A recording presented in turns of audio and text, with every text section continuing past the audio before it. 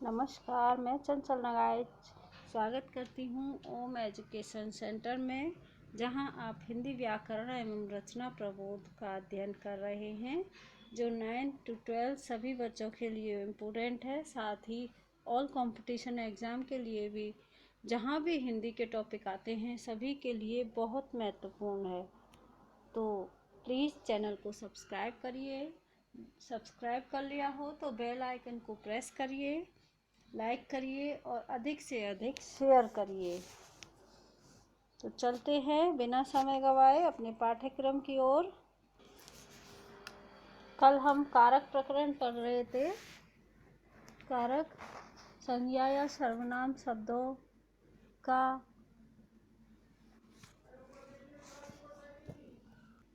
उस वाक्य की क्रिया से जो संबंध होता है उसे कारक कहते हैं। वाक्य में आए हुए संज्ञा या सर्वनाम शब्दों का उस वाक्य की क्रिया से जो संबंध होता है उसे कारक कहते हैं। और इस संबंध को प्रकट करने के लिए जिन चिन्हों का प्रयोग किया जाता है वे कारक चिन्ह या प्रसर्ग चिन्ह कहलाते हैं। ये हमने पढ़े थे। मूल रूप से 6 थे, वैसे 8 हिंदी में माने गए हैं। कर्ता कारक का सभी के चिन्ह बताए थे मैंने। कर्ता ने कर्म को करण से या के द्वारा संप्रदान के लिए अपादान से अलग होने के अर्थ में, संबंध काकी के रारी रे नानी ने, अधिकरण मैं पे पर, और संबोधन हे अरे ओ। अब हम कर्म संप्रदान कारक में अंतर देखेंगे, मतलब कारकों का हम तुलनात्मक अध्ययन करेंगे आज। कर्म और संप्रदान कारक में अंतर क्या है? कर्म कारक में को का प्रभाव कर्म पर पड़ता है, जबकि संप्रदान कारक में को का प्रभाव को विभक्ति से कर्म को कुछ प्राप्त होता है।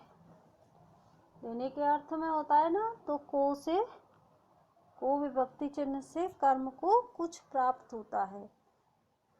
उदाहरण मैंने आपको बताए थे, जैसे भिखारी को वस्त्र दो,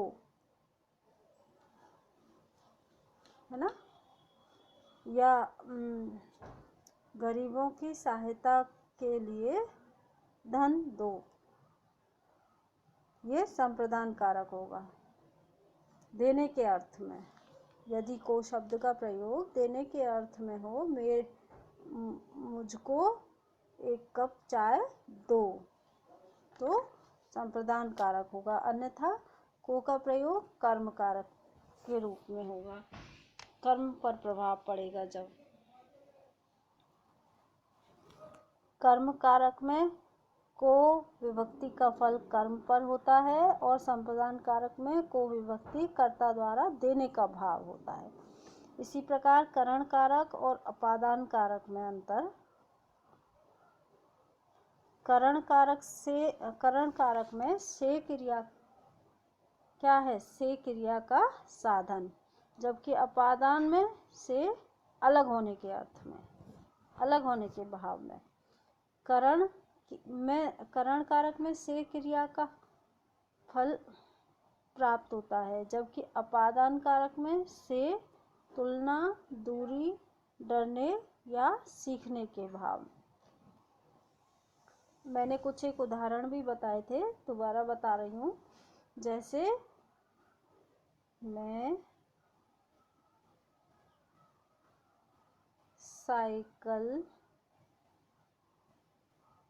से विद्यालय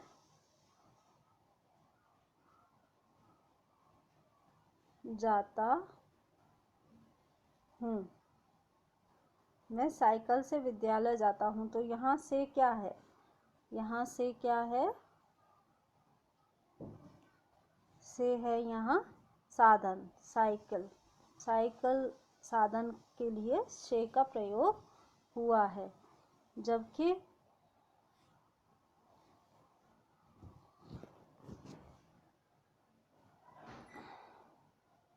तो यहाँ क्या होगा? साधन है तो ये करण कारक, जबकि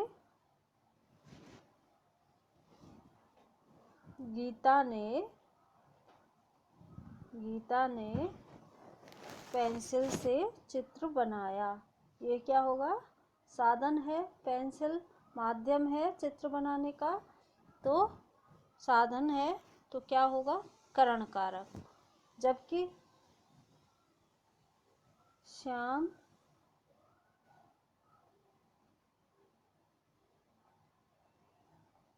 और राम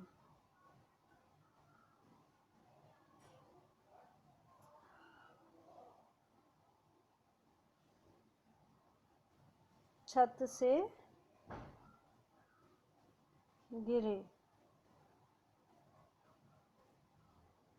तो छत से गिरे, छत से अलग हो गए। कौन हो गए? श्याम और राम। यहाँ साधन नहीं है, अलग होने के अर्थ में क्या होगा? अपादान कारक। इसी प्रकार डर का भाव, वह शेर से भयभीत हो गया, तो क्या होगा? भय आ गया किससे? शेर से, तो यहाँ क्या होगा? अपादान कारक। इसी प्रकार महिला ट्रेन से दिल्ली गई, सुरेश बस से बम्बई गया, तो क्या है? साधन है, तो करण कारक। मेरी साड़ी तुम्हारी साड़ी से अधिक सुंदर है। मेरी साड़ी तुम्हारी साड़ी से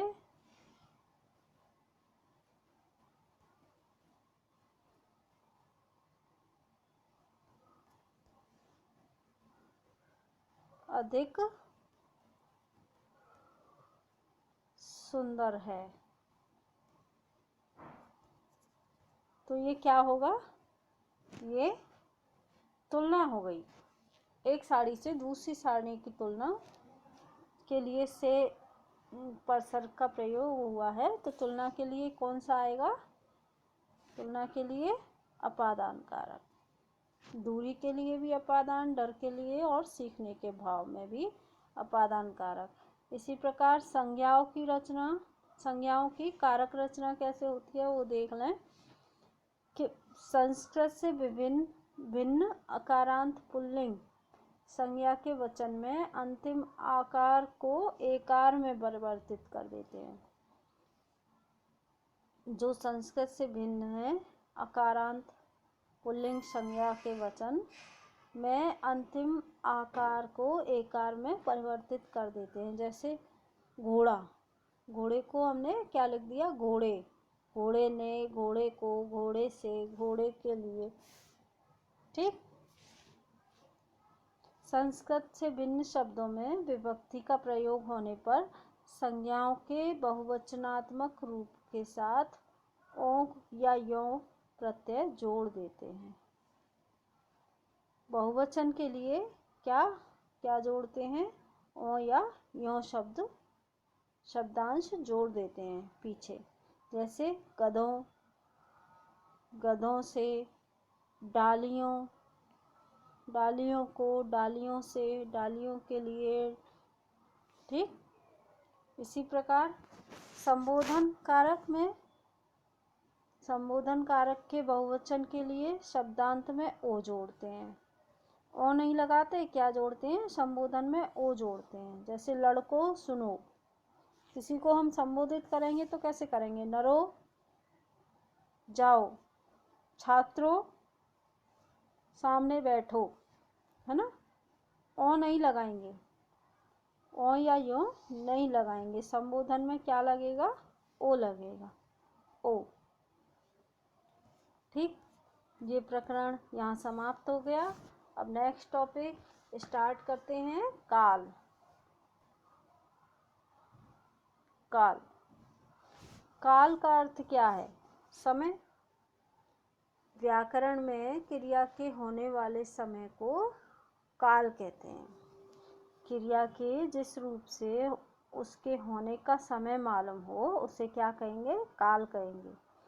काल के इस रूप से क्रिया की पूर्णता या अपूर्णता के साथ ही संपन्न होने के समय का बोध होता है कि क्रिया कौन से काल में संपन्न हुई, ये हमें पता चलता है। इंग्लिश में क्या कहते हैं? टेंस। वही टेंस है ना। भूतकाल, वर्तमान काल, भविष्यत काल, 3 प्रकार के काल होते हैं। काल कितने प्रकार के? भूतकाल जो हो चुका, ये तो सभी जानते हैं, नॉर्मल बात है। भूतकाल किसे कहते हैं? जो बीत चुका। वर्तमान काल जो आने वाला है, जो चल रहा है, सॉरी। भविष्यत काल जो आने वाला है। भूतकाल का अर्थ क्या है? बीता हुआ समय। वाक्य में जिस क्रिया रूप से बीते समय का होना पाया जाए वह भूतकाल कहलाता है। यह क्रिया व्यापार की समाप्ति बतलाने वाला रूप होता है। अब भूतकाल के भी कई सारे भेद हैं। कौन से? सामान्य भूतकाल, संदिग्ध भूतकाल,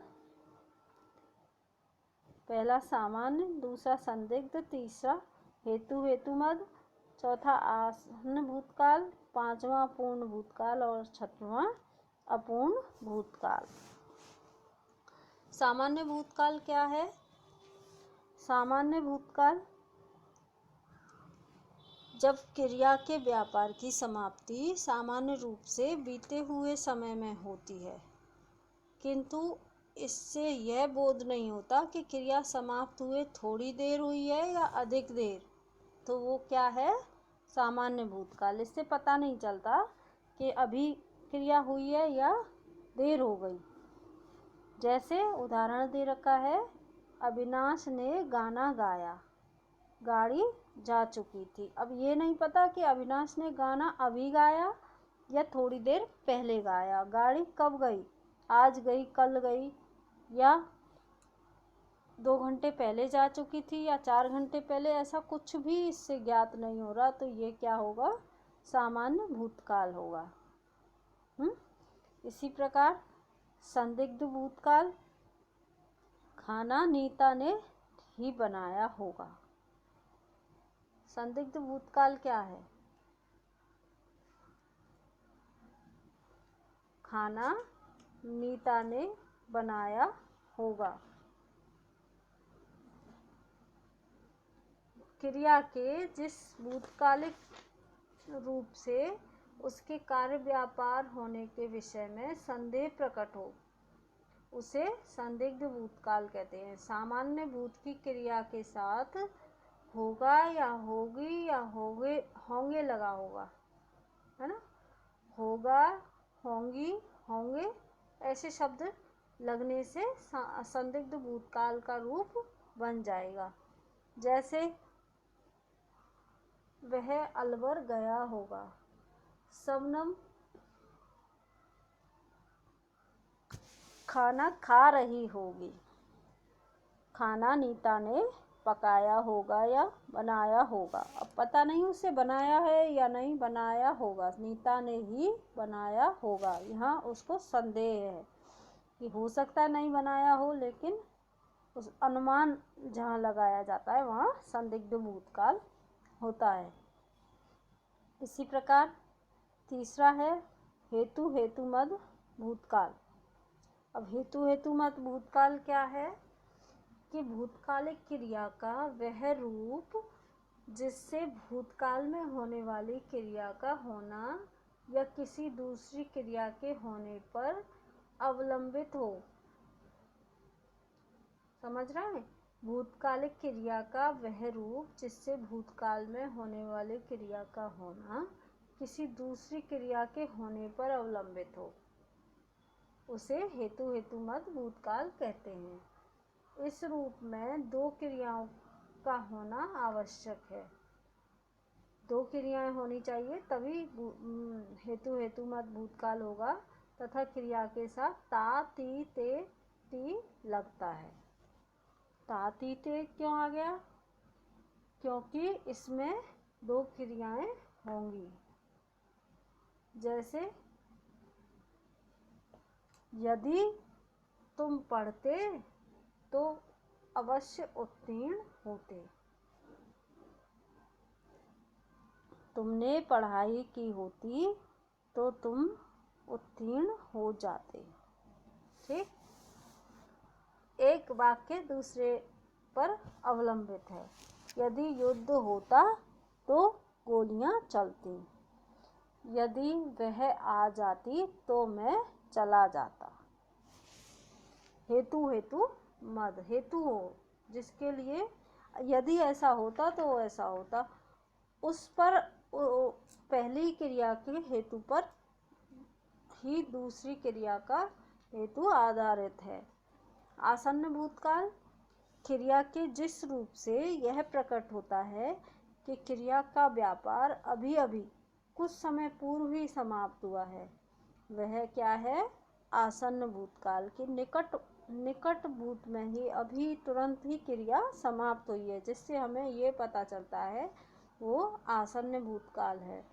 जैसे अतः सामान्य भूतकाल के क्रिया रूप के साथ है, हैं आदि का रूप योग होता है ना, तो आसन्न भूतकाल का रूप बन जाता है। जैसे कुसुम घर गई है,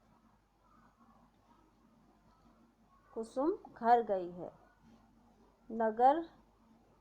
नगर में एक साधु आए हैं, निकट भूत में ही आए हैं।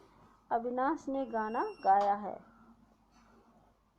यहाँ हमने लिखा अविनाश ने गाना गाया पता नहीं कब गाया, पहले गाया, 2 दिन पहले गाया, 4 दिन पहले गाया, अभी गाया, लेकिन यहाँ गाया है, अभी गाया है। तो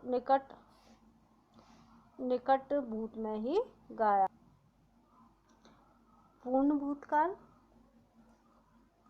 यानी कि कार्य पूर्ण हो चुका, क्रिया के जिस रूप से यह प्रकट होता है कि क्रिया का व्यापार बहुत समय पूर्व समाप्त हो गया था, है ना, बहुत समय पूर्व ही हो चुका। अतः सामान्य भूतकाल भूत क्रिया के साथ था, थी, थे लगने से पूर्ण भूतकाल बन जाता है, किंतु थी से पूर्व ई ही रहती है, ई नहीं। दीर्घ ई पूर्ण भूतकाल में थी क्रिया के पूर्व में दीर्घ ई आएगी, ये ई नहीं आएगा, ये याद रखना पूर्ण भूतकाल में। उदाहरण देखिए, 1857 की क्रांति में रानी लक्ष्मीबाई ने अंग्रेजों से लोहा लिया था। 1857 में लिया था, काफ़ी पुरानी बात हो गई। जैसे नीता ने खाना बनाया था। तुम भरतपुर गए थे, कभी गए थे?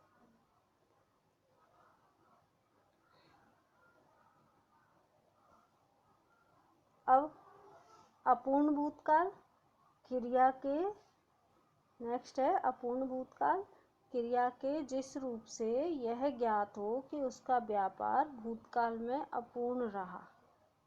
क्रिया के जिस रूप से यह ज्ञात हो कि उसका व्यापार भूतकाल में अपूर्ण रहा, अर्थात निरंतर चल रहा था तथा उसकी समाप्ति का पता नहीं चलता, वहाँ क्या होगा? अपूर्ण भूतकाल होगा। जैसे राकेश पुस्तक पढ़ता था। जब देखने वाले ने देखा, कहने वाले ने जब देखा, तब वह पढ़ता था। ता है, ता था, ती थी, ते थे, ये आदि क्रियाएं पीछे आती हैं। जैसे वर्षा गाना गा रही थी, गाती थी। अब उसे पता नहीं कि वो पूरा गाना गा पाई या नहीं गा पाई। राकेश पुस्तक पढ़ता था तो पढ़ता था, पढ़ता है, ऐसा पता नहीं कि जब से पढ़ ही रहा है या पढ़ना समाप्त हो गया, तो ये क्या होगा? अपूर्ण भूतकाल। नेक्स्ट है वर्तमान काल। इसी प्रकार वर्तमान काल के भेद हैं। क्रिया का वह रूप जिससे कार्य का वर्तमान समय में होना पाया जाए। उसे क्या कहेंगे? वर्तमान काल। क्रिया का वह रूप जिससे कार्य का वर्तमान समय में होना पाया जाए उसे वर्तमान काल कहते हैं। यह कार्य निरंतर हो रहा है की जानकारी देता है। अब 2 टॉपिक रह गए हैं, टाइम थोड़ा ज़्यादा हो गया तो मैं नेक्स्ट कल पढ़ाऊँगी वर्तमान और भविष्य काल। उसके बाद हम वाच्य पढ़ेंगे क्योंकि इसके भेद हैं वर्तमान काल और भविष्य काल के, ये भी क्लियर करने पड़ेंगे। इसलिए आज की क्लास मैं यहीं समाप्त करती हूँ। ठीक है, खुश रहिए, पढ़ते रहिए, टेक केयर, जय हिंद।